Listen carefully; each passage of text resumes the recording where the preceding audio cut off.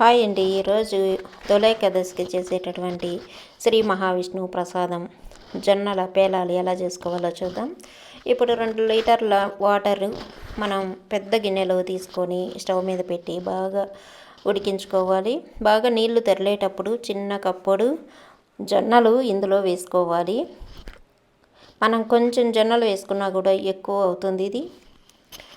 ఇది ఒక బాయిల్ వచ్చే వరకు ఉంచుకోవాలి. అంటే నీళ్ళల్లో వేసిన తర్వాత ఒక 5 నిమిషాలు ఉంచి తర్వాత దీనిని వడగట్టేసుకోవాలి. ఈ జొన్నలు వడగట్టుకున్న తర్వాత ఒక బట్ట పరిచి నీడలోని ఫ్యాన్ కింద కానీ ఫ్యాన్ లేకుండా కానీ ఆరబెట్టుకోవాలి. ఒక 1 అవర్ వరకు ఆరబెట్టుకుంటే లోపల తడిగా ఉంటాయి, బయట పొడిగా ఉంటే సరిపోతుంది. ఇప్పుడు ఒక ప్యాన్ పెట్టుకొని బాగా హీట్ చేసుకోవాలి. ఇవి కొంచెం ఒక పిడికెడు తీసుకొని ఎక్కువ వేసుకోకూడదు. పిడికెడు మాత్రమే వేసుకొని లైట్గా గరిటెతోటి కలిపెడుతూ ఉంటే ఇలా కలిపెట్టేటప్పుడు మనకు 1-2 పాపవుతున్నట్లుగా కనిపిస్తాయి. అప్పుడు మనం వెంటనే మూత పెట్టేసుకోవాలి.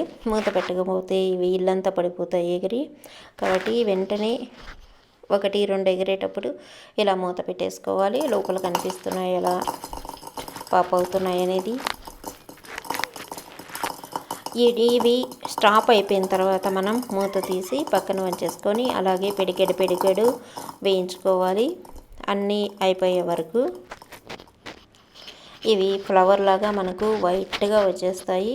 ఇప్పుడు ఆగిపోయిన తర్వాత మూత తీసేసి చూసినట్లయితే మనకు అన్నీ వేగిపోయినాయి. ఇలాగే కొంచెం వేసుకుంటూ అన్నీ వేయించుకోవాలి.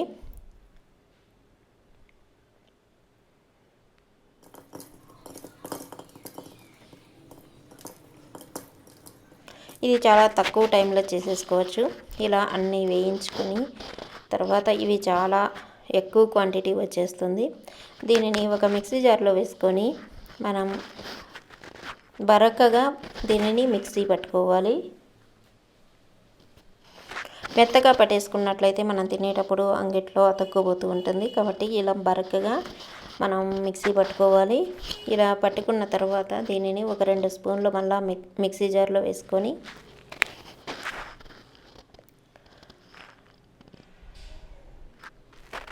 ఇప్పుడు ఇందులో 1 కప్పు బెల్లం వేసుకోవాలి. అలాగే 3-4 యాలకులు వేసుకొని అరకప్పు ఎండు కొబ్బరి, తురిమిన ఎండు కొబ్బరి వేసుకోండి. అరకప్పు అయితే ఇవి వేసుకొని ఇలా మనం పొడిగా మిక్సీ పట్టుకోవాలి. తర్వాత ఇందులో కలిపేసుకోవాలి.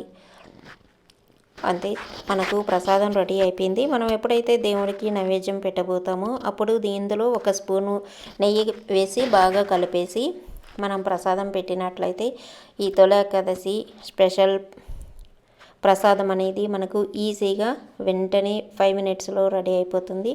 చాలా ఈజీ ఇది చేయడం. అందరూ